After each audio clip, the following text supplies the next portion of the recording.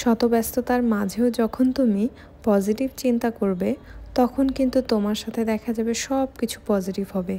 দিনের ভালো মন্দ কিছুই থাকে না, সব কিছু নিজের উপরেই ডিপেন্ড করে। আমরা আসলে যেভাবে দিনের শুরুটা করি সেটার উপরে ডিপেন্ড করে কিন্তু প্রকৃতি আমাদের সাথে সারা দিনটাকে মানিয়ে ওইভাবেই সেট করে দেয়।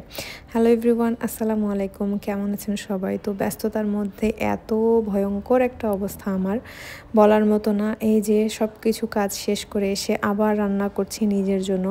সবার জন্য সব কিছু করতে মন চায়, কিন্তু নিজের জন্য কিছুই করতে মন চায় না। ভালো লাগে না আসলে নিজের জন্য কোনো কিছু করতে। কতদিন মনে হয় যেন সব কিছু নিজের জন্য করতে ভুলেই গেছি। নিজেকে প্যাম্পার করা, নিজেকে ভালো রাখা, নিজের জন্য একটু আরাম করে সব কিছু করা। আর ওভাবে চিন্তাও করা হয় না, আর কখনো করাও হয় না। আসলে এখন তো আর আমাদের জীবনটা আমাদের নেই। বিয়ের পরে দেখা যায় বেশিরভাগই অন্যের উপরে সব কিছু হয়। সবার ভালো মন্দ, সবার সব কিছু মেনটেন করেই চলতে হয়।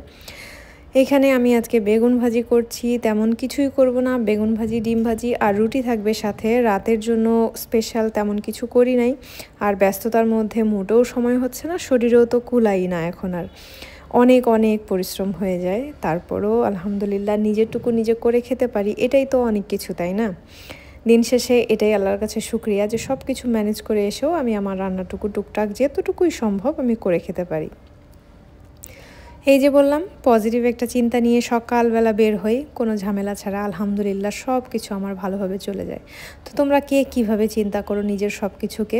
কখনো ভাবিও না যে আমার সব কিছু খারাপ যায়, আমার কাছেই সব কিছু খারাপ হয়ে যায়, আমার কোনো আশা পূরণ হয় না। আসলে যেটা হয় না সেটা আমাদের জন্য কখনো ছিলই না, আর যেটা হয় সেটা তো আমাদেরই। সেটা এখন হোক বা একটু দেরি করে হোক, সেটা কিন্তু আমাদের কাছেই চলে আসবে। তো এই থিওরিতেই বিশ্বাস করেই কিন্তু এখন পর্যন্ত আলহামদুলিল্লাহ অনেক অনেক ভালো আছি। অনেকটা ভালো মন্দ সব কিছু মেনটেন করে চলতে পারতেছি, অনেক কিছু শিখতেছি। এটা অনেক অনেক ভালো লাগে আমার কাছে। তো এই যে কথা বলতে বলতেই কিন্তু বেগুন ভাজি হয়ে গিয়েছে। খুব একটা মচমচা করে ভাজি করব না, আর বেগুন কিন্তু খুবই পরিমাণে তেল টানে। তারপরেও আমি ট্রাই করেছি একদম অল্প করে দেওয়ার জন্য, কারণ ডুবো তেলে খেলে শরীরের অবস্থা খারাপ হয়ে যাবে। তো ঝটপট করে ছোট্ট একটা ব্লগ শেয়ার করলাম। যদি ভালো লাগে অবশ্যই লাইক কমেন্ট করে সাথেই থাকবে। আর হ্যাঁ, শীতে কার কী অবস্থা, কোন কোন এলাকায় শীত বেশি পড়েছে অবশ্যই কিন্তু আমাকে কমেন্ট করে জানিও। ছোট ছোট ভিডিওগুলো শেয়ার করতে ভালো লাগে। সময়ের যতটুকু কাজ নিজের করি, নিজের শখের বশে কিন্তু আমি আমার চ্যানেলটাকে চালাই। আমার ভালো লাগে, আমার এই কাজগুলো করতে ভালো লাগে। আমি ভালোবাসি বিধায় টুকটুক করে অল্প অল্প করেই এগিয়ে যাচ্ছি। তোমরা সাথে আছো বলেই পারছি। তো এই যে আজকের মতো এখানেই, তাহলে টাটা।